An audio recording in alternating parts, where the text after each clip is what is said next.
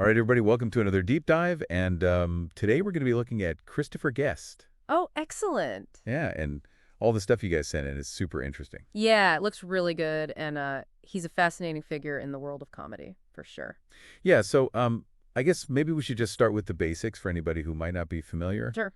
What is a mockumentary?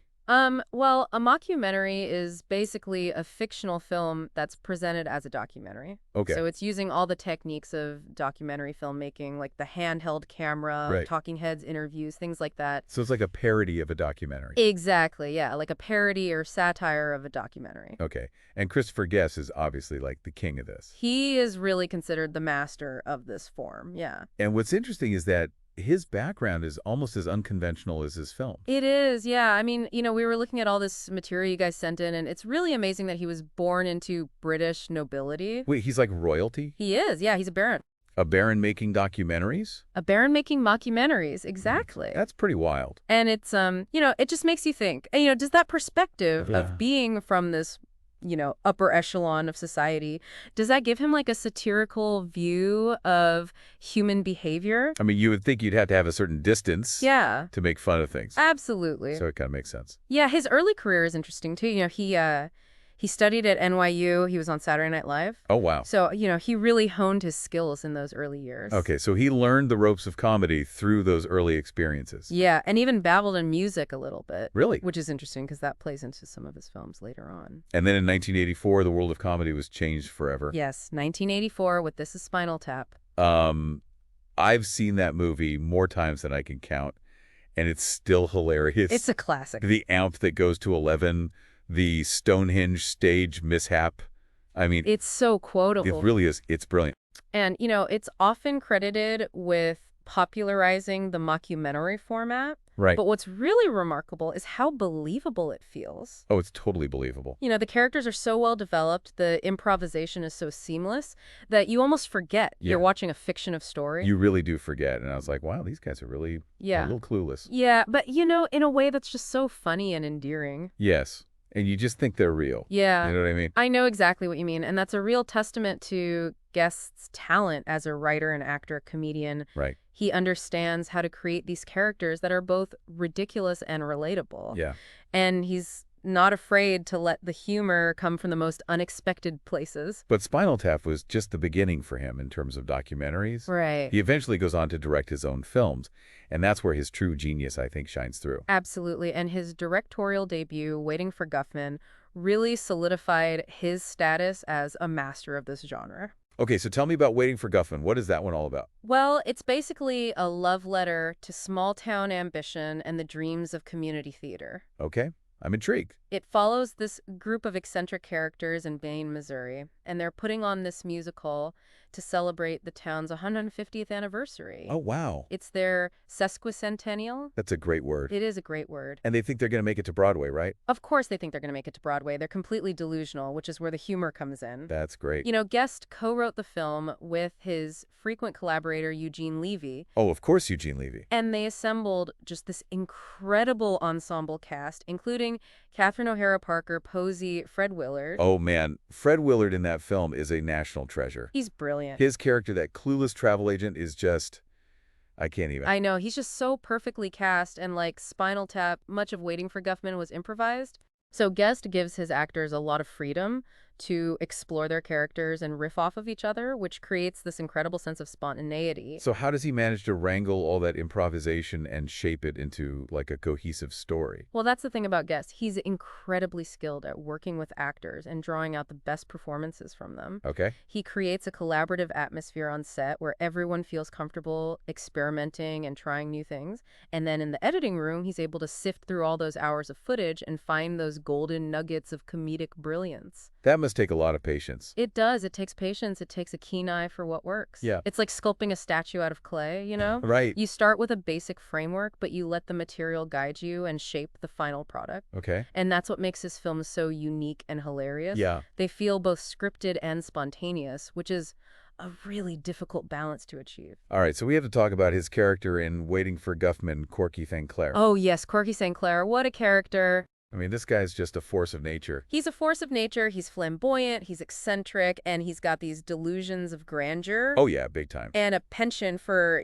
these over-the-top pronouncements. Do you remember that scene where he's directing the actors and he just gets so frustrated and yells, "I hate you and I hate your ass face"? Oh, that's classic Corky. That is classic Corky. That line alone should have earned him an Oscar. Maybe not an Oscar, Or maybe an Oscar. but it definitely cemented his place in the, Mockumentary Hall of Fame. Absolutely. But, beyond the laughs, Waiting for Guffman also reveals Guest's ability to blend humor and heart. Yes, Because these characters are ridiculous, but they're also strangely endearing. they are. You laugh at their antics, but you also kind of root for them. I Even know. in their most delusional moments. Absolutely. It's like he finds the humanity in their absurdities. Exactly. He's not just making fun of these characters, he's celebrating their passion and their belief in themselves. Yes. Even when it's totally misplaced. That's it. That's Christopher Guest in a nutshell. Yeah, and that blend of satire and affection, it's even more apparent in his later mockumentaries like Best in Show and A Mighty Wind. Oh, absolutely. Those are two of my favorites. Oh, they're so good. Best in Show diving into the world of competitive dog shows. Yes. And then A Mighty Wind, all about a reunion of 1960s folk singers. Yeah. They're both just so funny and so quotable. And they both feature those incredible ensemble casts that Guest is known for. Right, like Eugene Levy and Catherine O'Hara, Of course. Parker Posey, Fred Willard, Always. Michael McKean, Jane Lynch, the list goes on and on. It's like he's created his own comedic repertory company. He really has, and they're all so brilliant at improvising and playing off of each They're other. masters of it, and that's really a testament to Guest's directorial style. He creates this environment where the actors feel safe to experiment Right. and take risks, and that leads to these wonderfully unexpected moments of humor. Do you think that's why his films feel so authentic? Um, I mean, they're obviously scripted, but there's this sense of spontaneity and realism that you don't often see in comedies. I think you're absolutely right. I think the improvisation allows the characters to breathe and feel like real people, Yeah, even when they're doing these completely ridiculous things. yeah. And, I think Guest's background in documentary filmmaking probably plays a role as well, where Right. he knows how to capture those seemingly unscripted moments that Yeah. make a story feel genuine. And it's funny because on the surface, the mockumentary format seems like it would be limiting. Right. Like you're stuck with these handheld cameras and talking head interviews. Yeah. But Guest somehow uses those constraints to his advantage. He does. He really does. It's like he's saying, I'm going to take this very specific format and I'm going to use it to tell stories that are both hilarious and insightful. Yeah. And he does it brilliantly. He really does. And I read somewhere that he actually prefers the term character-based comedy Oh, interesting. to mockumentary because he's more interested in exploring the characters and their relationships than just making fun of documentary conventions. That makes a lot of sense because his films are really about people. Right. They're about our quirks, our passions, our dreams, our delusions, and he finds humor in those very human qualities, Yeah. regardless of the setting or the subject matter. And he does it without being mean-spirited. He's not out to like mock or belittle his characters. No. He has this genuine affection for them, He does. even when they're being their most outrageous selves. Yeah, it's satire with a heart, which is a really rare and wonderful thing to find. It is. And that's why I think his films have this really enduring appeal. Yeah, They make us laugh, but they also make us think about ourselves and the world around us. absolutely. All right, so speaking of enduring appeal, let's talk about Guest's collaborations. Okay. Specifically, his work with Eugene Levy and Catherine O'Hara. Yes. I mean, they've appeared in almost all of his mockumentaries, and their comedic chemistry is undeniable. They're like the Fred Astaire and Ginger Rogers of mockumentary comedy. I love that. Their timing, their delivery, their ability to create these wonderfully eccentric characters, it's just magical to watch. And they've been working together for decades, I know. going all the way back to SCTV. Right.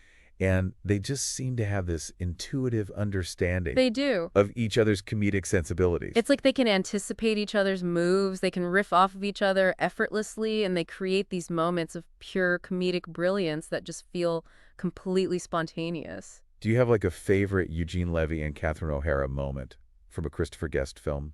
Ooh, that's a tough one. There's so many to choose I from. know, right? But I think their scenes as Jerry and Cookie Fleck in Best in Show are some of the funniest things I've ever seen. Oh my God, The yes. way they bicker, the way they misunderstand each other, the way they're completely oblivious to your own absurdity, it's just comedic perfection. And their outfits. Don't forget Yes. the outfits. Cookie's collection of brightly colored sweaters. Yes.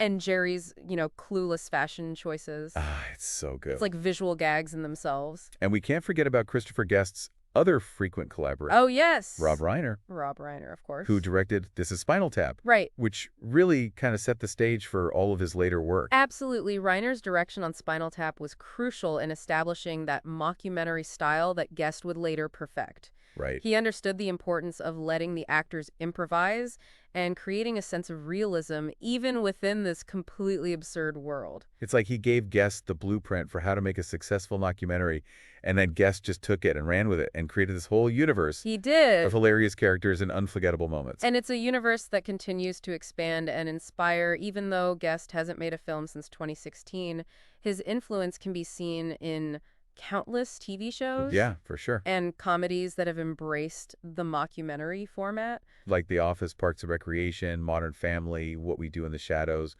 All those shows owe a debt to Christopher Guest. It's amazing how he made this format so popular. And it's a testament to his legacy that this format, which he helped to popularize, remains so popular and effective today. So what is it about Christopher Guest's work that makes it so enduring? Hmm. Why do his films continue to resonate with audiences decades later? I think there are a few reasons. First, his films are just plain funny. Oh, yeah. The characters are hilarious, the situations are absurd, the dialogue is quotable. I can't even tell you how many times I've used the line, "These go to 11 in real life." Exactly, and that's the sign of a truly great comedy when it becomes part of our cultural lexicon. Yeah. But beyond the laughs, I think Guest's films also appeal to our sense of nostalgia. They often take place in these quirky, slightly offbeat worlds that we might not have access to otherwise. Like the world of competitive dog shows or 1960s folk music. Right, exactly. And even though those worlds might seem niche or unfamiliar, Guest finds a way to make them relatable Yeah. and engaging for a wide audience. And he does it by focusing on the human element. He does. He's not really interested in the technical aspects of dog shows or folk music. Right. He's interested in the people who are passionate about those things.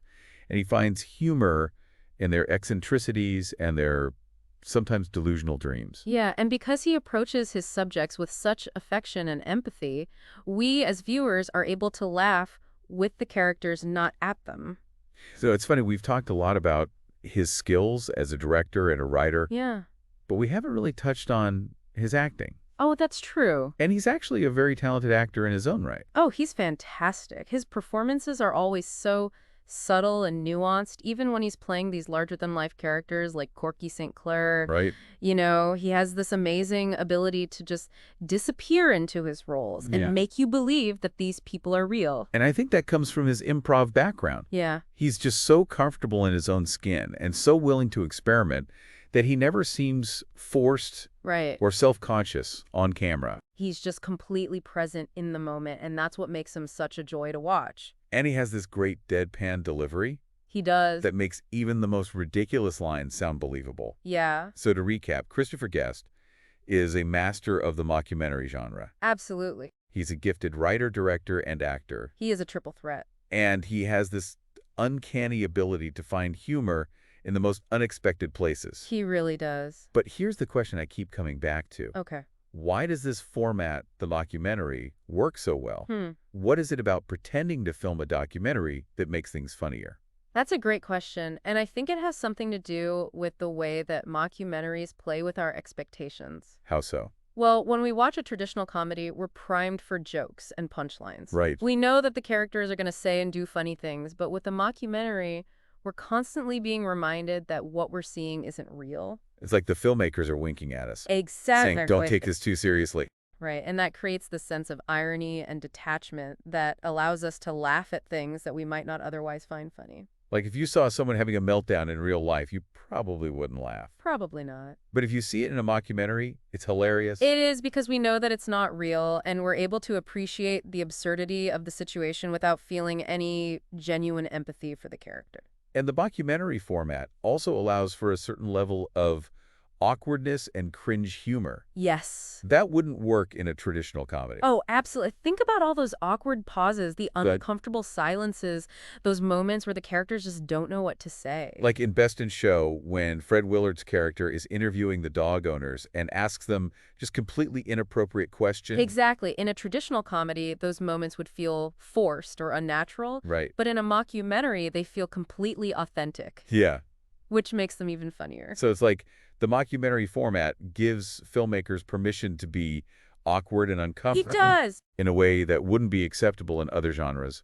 And that awkwardness becomes a source of human. Exactly. And Christopher Guest is a master of that kind of humor. Yeah. He knows how to push those boundaries without ever crossing the line into mean-spiritedness. And he does it by creating characters that we just can't help but love, Right. even when they're being completely ridiculous. Because ultimately his films are about celebrating the human spirit in all its messy, awkward, and hilarious glory. Absolutely. All right, so we've explored Christopher Guest's unique background, Yeah. his comedic journey, Uh-huh. his mastery of the mockumentary format, Yep. and his unforgettable characters. But what does this all mean for you, Oh, good question. our listener? Yeah. Why should you care about Christopher Guest and his quirky comedic world? I mean, on the surface, these films are about dog shows and folk singers and community theater. Right. But beneath the surface, they're about so much more. What do you mean? They're about the human condition, our shared experiences, our dreams, our foibles, our passions. Okay. And they remind us that it's okay to laugh at ourselves. Yeah. And to embrace the absurdity of life. I like that. You know, Guest's films teach us to find humor in the unexpected, Yeah, to appreciate the little moments, to celebrate the quirks of humanity. I can get behind that. They're like a warm hug for the soul, a reminder that even in the midst of all the chaos and uncertainty, there's always something to smile about. And they encourage us to be kind to ourselves and to each other. Yes. To recognize that everyone is just trying their best, even when they fail spectacularly. That's true. Well said. So if you haven't already, I highly recommend checking out Christopher Guest's films. Definitely do it. You won't regret it. You'll laugh, you'll cry, you'll cringe. You might even learn a thing or two about dog shows or folk music or community theater. Who knows? You might even be inspired to start your own documentary. That's a great idea. All right, folks. That's it for this deep dive. Thanks for joining us, and we'll catch you next time.